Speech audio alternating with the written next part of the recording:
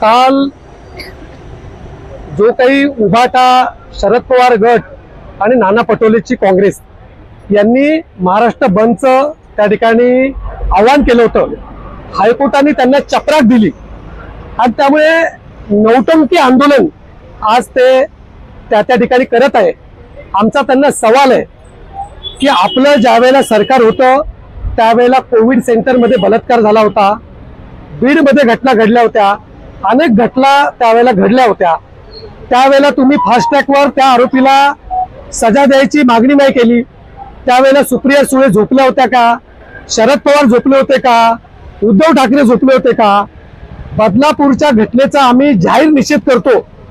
ती शाळा कुठल्याही संस्थेचा असू दे, त्या शाळेवर कारवाई व्हायलाच पाहिजे अशी आमची भारतीय जनता पार्टीची मागणी आहे आणि त्या आरोपीला लवकरात लवकर फाशी व्हायला पाहिजे। याकरता राज्य शासनाने ॲडव्होकेट उज्ज्वल निकम यांची नियुक्ती केली आहे। उज्ज्वल निकमवरही ते आरोप करतात।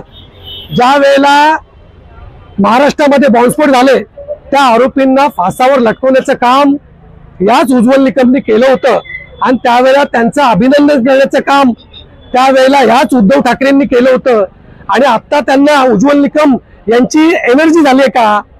हा, त्या ठिकाणी उज्ज्वल निकम हे फास्ट ट्रॅकवर त्या ठिकाणी आरोपीला सजा देण्याचा तात्काळ प्रयत्न करतील। आमची मागणी आहे भारतीय जनता पार्टीची, त्या आरोपीला लवकरात लवकर फाशी त्या ठिकाणी देण्यात यावी याकरता आजचं आंदोलन आम्ही केलं आहे। आणि काँग्रेस उद्धव ठाकरे हे जे काही नौटंकी करतात ना, हे महाराष्ट्रातल्या महिलांचं लक्ष विचलित करण्यासाठी यांची ही नौटंकी आहे। त्यांच्या पोटात गेल्या 15 दिवसापासून जुलाब झालेले आहेत।